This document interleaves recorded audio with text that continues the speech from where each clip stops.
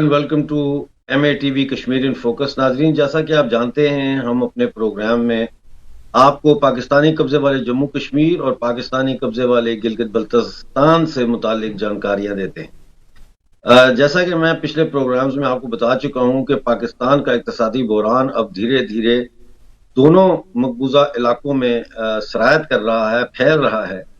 तो इसी हवाले से आज बहुत बड़ा एक मुजाहरा हुआ है मुजफ्फराबाद में न्यू सिविल सेक्रेटेरिएट के सामने, जहां पे पेंशनर्स ने मुतालबा किया है कि उनकी पेंशन्स में 10% इजाफे का जो नोटिफिकेशन जारी हो चुका है उसको इम्प्लीमेंट किया जाए। इसी तरह से गिलगित बल्तिस्तान जो है, वहां पे बड़े पैमाने पर मुजाहरों की तैयारियां हो रही हैं, जो कि आटे की सब्सिडी और तरक्याती बजट्स में जो कटौतियां हो रही हैं उनके खिलाफ है। तो आज मैंने कोशिश की है कि आपकी मुलाकात मैं मलिक वसीम साहब से कराऊं, जो असल में वादी से ताल्लुक रखता है उनका खानदान, लेकिन वो हिजरत करके मुजफ्फराबाद आ गए। तो देखते हैं, अगर वो इस वक्त हमारे साथ जुड़ गए हैं तो हम उनको ले लेते हैं, नहीं तो हमारे जो रेगुलर मेहमान हैं उनको हम ले लेते हैं। सिवाज साहब हमारे साथ है। जनरल साहब नमस्ते। नमस्ते मेजर साहब। जनरल साहब, आज हमने कोशिश तो ये की है कि आपको याद होगा, एक मलिक वसीम साहब थे मुजफ्फराबाद से, जिनको घर से निकाल दिया था, उनके घर पे नाजायज कब्जा कर लिया गया था। तो उन्होंने एक वीडियो जारी की थी जिसमें उन्होंने कहा था कि मोदी आओ और हमें बचाओ, और उन्होंने ये भी कहा था कि यहाँ की जो जायदादें और जमीनें हैं वो तो किसी के बाप की मलकियत नहीं है, कोई अपनी माँ के जहेज में नहीं लेके आया, ये हिंदुओं और सिखों की मलकियत है, आप आए और इनको ले। तो आज हमारी कोशिश है कि उनको हम अपने साथ जोड़े। मेरा ख्याल है वहां पे हो सकता है टेक्निकल मसाइल की वजह से वो ना आ पा रहे हों, लेकिन आप कैसे देखते हैं कि जो इस वक्त सूरत हाल है POJK में, लोग वापस आना चाह रहे हैं वादी में? हाँ बिल्कुल, देखो मिर्जा साहब, इसमें कोई शक नहीं, पाकिस्तान ऑक्यूपाइड जम्मू कश्मीर गिलगित बाल्टिस्तान में जो लोग हैं बहुत परेशान हैं। वो सेकंड क्लास सिटीजन माने जाते हैं पाकिस्तान में, उनको कोई ह्यूमन राइट्स नहीं है। वहां पर बिजली पानी सड़कें हैं नहीं, स्कूलों में पढ़ाई नहीं होती, लोगों को पेंशन नहीं मिलती। जो पुराने फौजी हैं वो भी वहां पर बहुत तंग है। तो आज वहीं से आवाज आ रही है, वो भारत के जम्मू एंड कश्मीर में मिलना चाहते हैं। और भारत का जो जम्मू एंड कश्मीर है वो कम से कम 50 से 160 साल उससे आगे चला गया।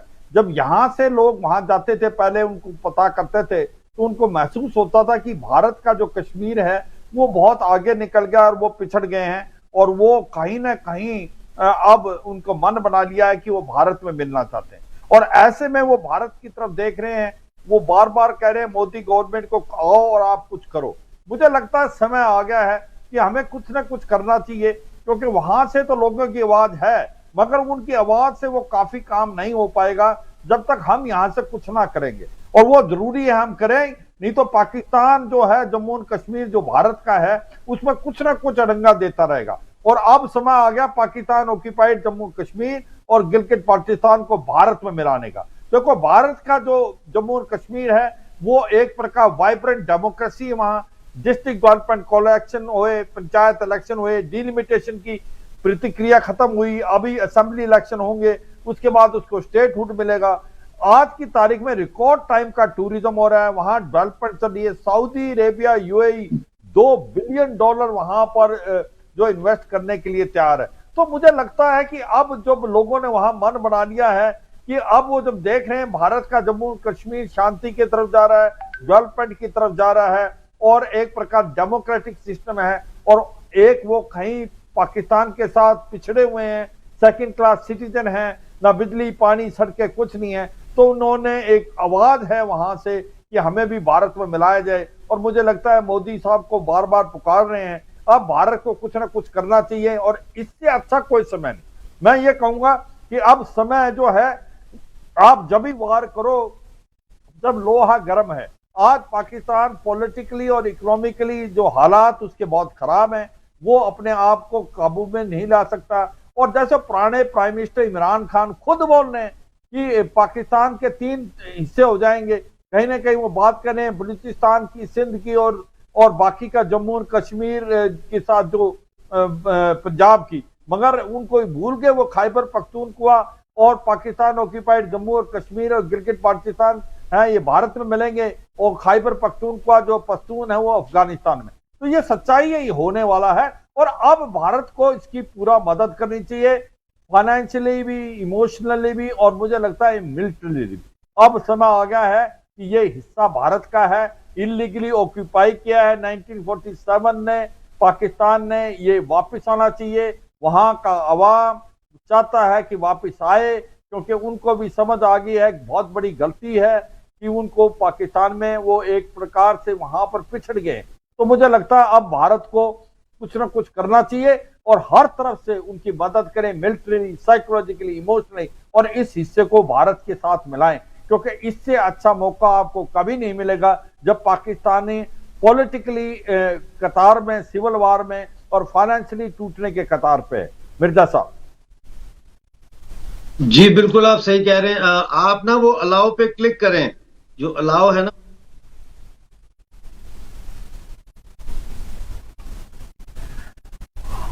दोबारा आए।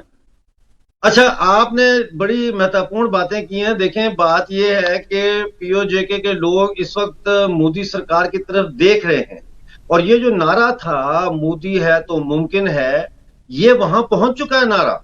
ये आज से नहीं, काफी अरसे से वहां पहुंच चुका है और वहां पे लोग भी एक दूसरे से जब बात करते हैं तो वो ऐसे मुक्का बना के ना एक दूसरे को ऐसे करते हैं और कहते हैं मोदी है तो मुमकिन है। मैं आपसे एक ये बात भी जानना चाहता हूं आज कि जब तक वसीम मलिक साहब हमें और जावेद बेग साहब हमारे साथ जुड़ते हैं, ये जो हम अचानक एक स्पाइक देख रहे हैं, एक बढ़ावा देख रहे हैं टारगेट किलिंग्स में कश्मीर में, कि आप ये अंदाजा लगाएं कि 12 मई को राहुल भट्ट साहब की शहादत होती है, 13 मई को रियाज अहमद, 24 मई को सैफुल्लाह कादरी, 25 मई को अमरीना भट्ट, 31 मई को रजनी बाला जो टीचर थी, और आज 2 जून को बैंक मैनेजर विजय कुमार जो है उनकी हत्या की गई है।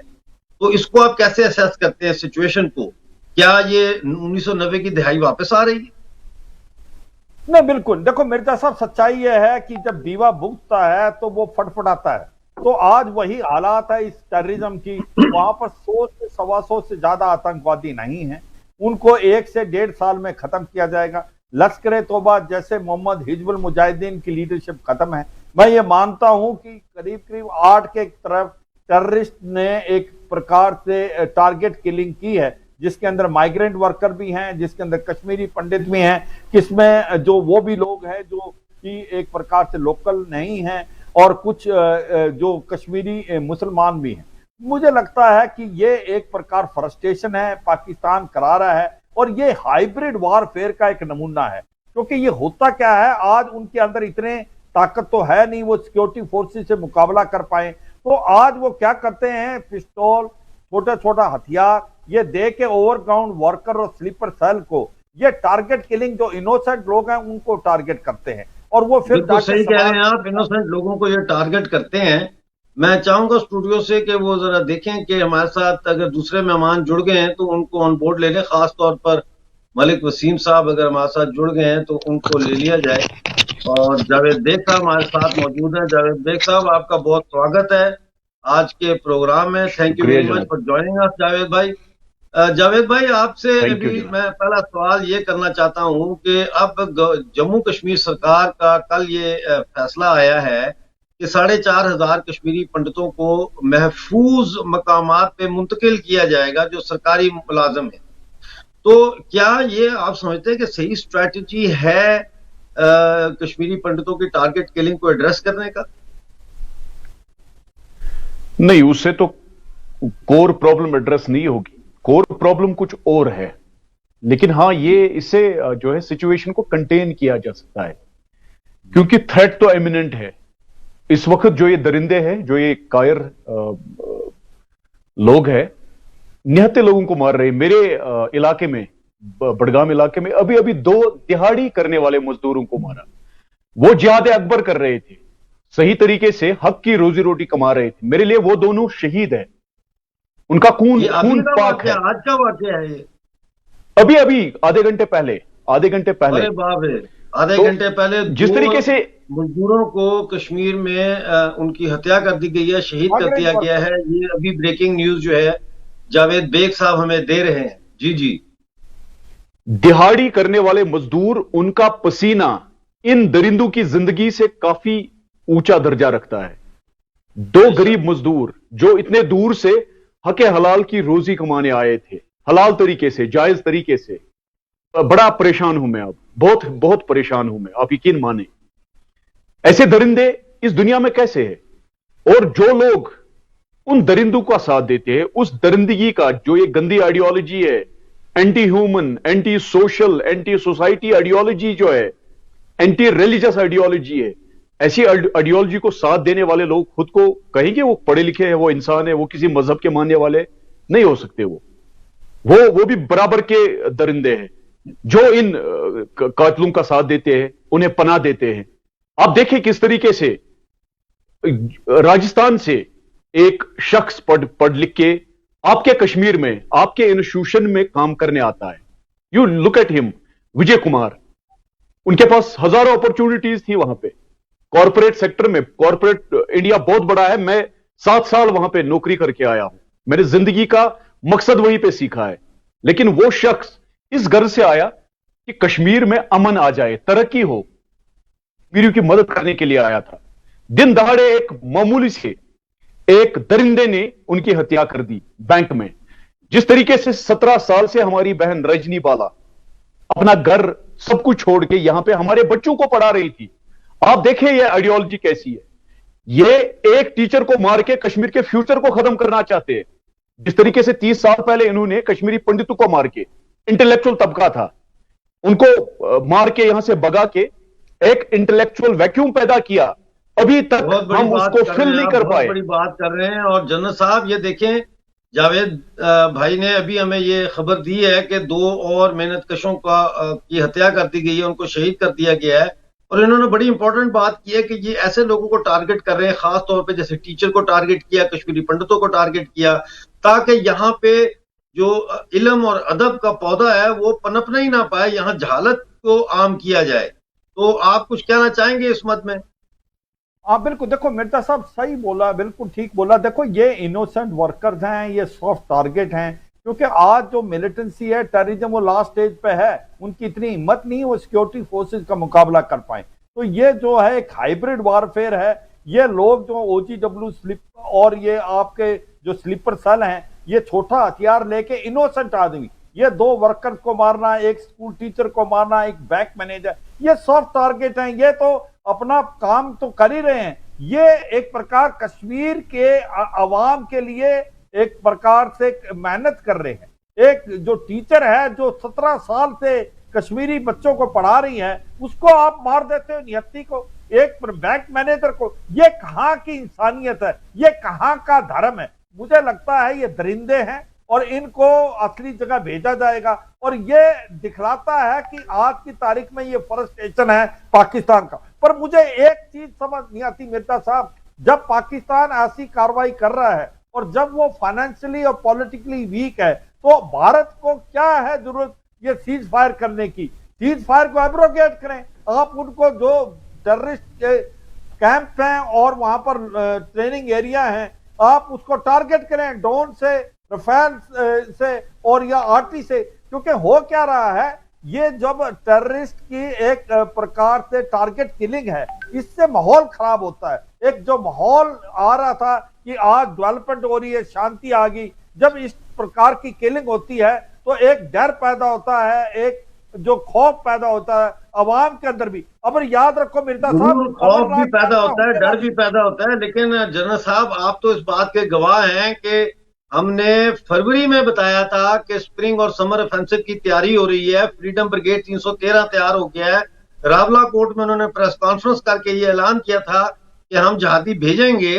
तो ये तो सीजफायर मेरा ख्याल है तभी खत्म हो जानी चाहिए थी जब ये रिपोर्ट्स हम दे रहे थे। फिर हमने ये रिपोर्ट्स दी कि लॉन्च पैड जो है वो कहां कहां पे है, तितरी नोट का है, नीलम का है, और लॉन्च पैड तैयार हो चुके हैं। फिर हमने उससे पहले भी आपने बताया था कि जो जहाद अफगानिस्तान से 8 से 10,000 जहादी जो है वो आके POJK में बैठ गए। जावेद साहब आपको मेरी आवाज आ रही है? जावेद भाई, आपको मेरी आवाज आ रही है? मेरे ख्याल है जावेद साहब का कोई मसला हो गया है। जावेद भाई, अगर आपको मेरी आवाज नहीं आ रही तो प्लीज आप लॉग आउट करके दोबारा लॉग इन करें। अच्छा, एक और इसमें है कि मैं आज देख रहा था मुख्तलिफ इंडियन चैनल्स, और वहां पे कहीं नेशनल कॉन्फ्रेंस के लोगों को बुलाया गया था और कहीं जो है दूसरी पार्टियों के लोगों को, जो कश्मीर की सियासी पार्टियां हैं, वहां की पॉलिटिकल रिप्रेजेंटेटिव पार्टियां जो अपने आप को क्लेम करती हैं, और सब ये कह रहे थे कि भारतीय सरकार को या दिल्ली को लोगों का दिल जीतना चाहिए। मुझे समझ नहीं आती इस बात की मंतक कि दिल जीतना चाहिए, यानी इसका मतलब यह है कि वो ये कहना चाह रहे हैं कि जी ये एक या दो जो कत्ल के वाकयात हो रहे हैं ये जनरल मूड को रिप्रेजेंट करते हैं कश्मीर के, हालांकि ये बिल्कुल बेबुनियाद बात है। और मुझे मेरा ये सवाल है कि भारतीय सरकार ने 370-35 से एब्रोगेट करके कश्मीर के तरक्की के रास्ते खोले, इन्वेस्टमेंट के रास्ते खोले, महिलाओं को आदमियों के बराबर के हुकूक दिए और बेशुमार चीजें की, और उसके अलावा दिल्ली के 200 से ज्यादा जो एक्ट्स हैं वो बराह रास्त कश्मीर में लागू हुए और एक पूरे मुल्क में एक जैसा इंसाफ फराहम होना शुरू हुआ। फिर 70,000 करोड़ की इन्वेस्टमेंट हुई है, दुनिया का सबसे बड़ा ब्रिज रेल का वहां बन रहा है, फैक्ट्रियां कारखाने यूएई से दुबई से कहां से फॉरेन इन्वेस्टमेंट आ रही है, शारजा से डायरेक्ट फ्लाइटें शुरू हो गई हैं। तो अगर ये हम कहें कि ये दिल इससे नहीं जीता गया तो मेरा ख्याल है ये गलत होगा कहना। लेकिन मैं ये सवाल करता हूं कि बजाय इसके कि आप दिल्ली सरकार की तरफ उंगली उठाएं, आप जो है वो मोदी जी की तरफ उंगली उठाएं या किसी और तरफ आप इशारा करें, आप क्या आप नहीं समझते कि ये वो वक्त आ गया है जब कश्मीर के अंदर बसने वाले इंडिजिनस मुसलमान जो हैं उनको अब बाहर निकलना चाहिए और कश्मीरी पंडितों के धरनों में बैठना चाहिए, जाके कश्मीरी पंडितों के साथ जो है मुजाहरों में शामिल होना चाहिए, ताकि वो ये मैसेज दे सकें आतंकवादियों को कि तुम्हारा जो ये टारगेट किलिंग या आतंक तुम फैला रहे हो इसका इफेक्ट उल्टा पड़ रहा है।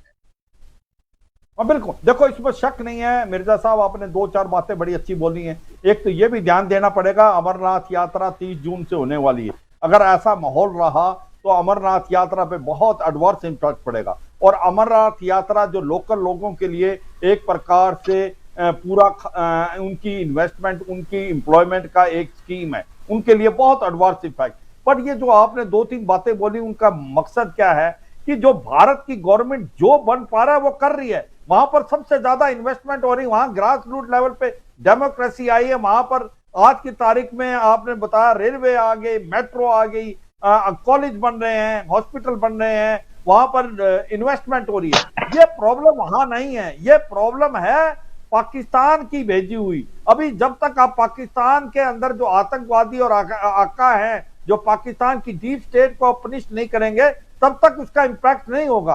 और यहाँ के मैं एक बात से बहुत सहमत हूं, 20 दिन से जो कश्मीरी पंडित बड़गांव के अंदर बैठे हुए हैं और जब से राहुल भट्ट की हत्या हुई है, मगर उस समय अगर सच्चाई में जो कश्मीरी मुसलमान हैं वो भी साथ आने चाहिए उनके, और तभी ये कार्रवाई हो सकती है कि जब लोगों को महसूस होगा कि आपका पॉइंट बिल्कुल ठीक है। जब कश्मीरी मुसलमान और कश्मीरी पंडित इकट्ठे मिलके एक प्रकार सॉलिडेरिटी का मुजाहरा करेंगे तब उसका इंपैक्ट होगा, ये सच्चाई है। और मुझे लगता है ये आतंकवाद लास्ट फेयर में है, इनको मार के गिराना है। अगर अब हम कमजोर पड़ गए तो फिर नुकसान है। अब हमें सख्त रहना है, इनको जो लोग इनकी मदद कर रहे हैं, जो स्लीपर सेल ओवरग्राउंड वर्कर, इनको चुन चुन के मारना चाहिए। मिर्जा साहब, दूसरी बात जो मेरे जहन में आती है जनरल साहब, आप एक फौजी हैं और जावेद साहब भी हमारे साथ जुड़ गए हैं, तो जावेद साहब मैं इससे पहले कि जो बात करने लगा था वो करूं, मैं पहले ये बात आपके साथ शेयर कर लेता हूं जो मैंने की है जनरल साहब के साथ शेयर, कि देखिए जो भी उठता है वो उंगली उठाता है दिल्ली की तरफ के जी दिल जीतने चाहिए और ये करना चाहिए और वो करना चाहिए। भाई मेरा सवाल ये है कि इतनी इन्वेस्टमेंट हुई है, इतना कुछ करने के बाद तो दिल जीतने वाला मामला तो हल हो जाना चाहिए। क्या वजह है कि कश्मीरी पंडित जो है जब उनकी हत्या होती है और लोग धरना देते हैं कश्मीरी पंडित, तो क्या ये इस वक्त जरूरत नहीं है कि कश्मीर के मुसलमान जाकर उनके साथ बैठे, उनके प्रदर्शनों में बड़ी तादाद में कश्मीर का मुसलमान भी जाके शामिल होके एक मैसेज दे इन आतंकवादियों को कि तुम इस तरह से हमारे दिल नहीं जीत सकते। बिल्कुल, आपने बिल्कुल डॉक्टर साहब सही बात कही। ये इस वक्त एडमिनिस्ट्रेटिव मामला नहीं है, सरकारों का मामला नहीं है। नई दिल्ली ने किस चीज की कमी रखी मुझे बताइए। 70 साल से एक छोटी सी रियासत है, हम कंज्यूमर स्टेट है, प्रोड्यूसर नहीं है, लेकिन तब भी यहां पे जितनी इन्वेस्टमेंट हुई है, मैं पूरे मुल्क में पढ़ाई की, मैंने नौकरी की, घुमा फिरा हूं, कहीं पे भी इतनी इन्वेस्टमेंट नहीं है। आप यकीन माने, मैं नई दिल्ली अगर कोई छोटी सी भी गलती करती है, मैं पहला कश्मीरी होता हूं जो कहता है कि हां नई दिल्ली से गलती हुई, क्रिटिसाइज करता हूं, लेकिन जो हक बात हो, हक बात कहना इंसानियत है। यहां पे मामला आज के डेट में सियासतों का नहीं है, यहां इंसानियत वर्सेस हैवानियत है। आपने बहुत बड़ी बात कही कि कश्मीरी मुसलमान जो यहां अक्सरियत आबादी है, वो इस वक्त खड़े होने चाहिए थे। मुझे बड़ी शर्मिंदगी महसूस हो रही है आज के डेट में मस्जिदों के। आप एक सियासी वर्कर हैं, मैं 15 दिन से आप उनको निकालें बाहर, उनको खड़ा करें, जान अमीर को बाहर निकालें, साजिद यूसुफ को बाहर निकालें, साहिल बशीर को बाहर निकालें। बिल्कुल ठीक, आप सही कह रहे हैं। मैं पिछले 15-16 दिन से मैं अपने भाइयों के साथ शेखपुरा पंडित कॉलोनी में बैठा हूं। जिस दिन राहुल भाई को इन्होंने शहीद किया, राहुल भाई मेरे गांव के हैं, 1997 में उन्हीं की फैमिली को शहीद कर दिया गया था। इन दरिंदों ने 1997 में पहला जो कश्मीरी जो जेनोसाइड हुआ था कश्मीरी पंडित्स का, वो मेरे ही गांव में बदकिस्मती से हुआ था। आज ये दूसरी जनरेशन पे हमले हो रहे हैं, ये पहली जनरेशन नहीं, ये 10वां एक्सोडस होने वाला है, जिसको अगर आज कश्मीरी मुसलमान ने नहीं रोका, कश्मीरी मुसलमान को रोकें, आप लोगों को बाहर निकालें, आप मस्जिदों में जाके वहां के मौलवियों से कहें कि भाई आप मस्जिदों में जुमे के खुतबे में इसको क्रिटिसाइज करें। डॉक्टर साहब हम बस बात कह सकते हैं, हमारे पास ताकत नहीं है। मैं एक आम इंसान हूं, गांव का एक बिछड़े हुए गांव का एक मामूली सा एक शख्स हूं, लेकिन मैं इंसानियत में, कश्मीरियत में यकीन रखने वाला इंसान हूं। मैं आइडिया ऑफ इंडिया का एक सिपह सालार हूं, जिस आइडिया ऑफ इंडिया के लिए हमारे जनरल साहब ने पूरी जिंदगी बिताई। ये फौज की वर्दी, उस मुकद्दस और प्यारी वर्दी में इन्होंने, मैं वर्दी के बगैर वो काम कर रहा हूं, लेकिन मेरे पास कोई ताकत नहीं है। मैं अगर बाहर जाके बात करूंगा मुझे भी मार देंगे। ये बहुत बड़ा सवाल है कि जावेद बेग साहब और इन जैसे बाकी जितने दोस्तों से भी मेरी बात हुई है, वो यही कह रहे हैं कि हमारे पास ताकत नहीं है। नाजरीन, हमारे प्रोग्राम का वक्त खत्म हुआ जाता है। ये ताकत इनको दिल्ली सरकार को देनी पड़ेगी।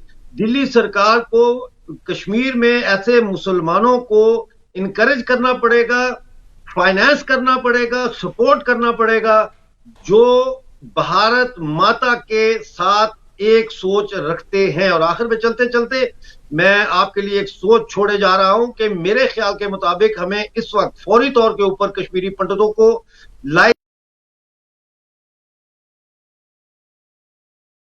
ख्याल रख सकें और अपनी दिफा जो है वो खुद भी कर सकें। नाजरीन, आज का शो देखने का बहुत शुक्रिया।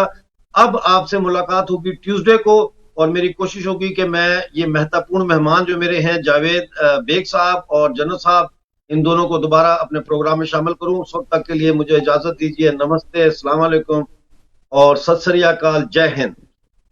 जय हिंद। जय हिंद सर, जय हिंद।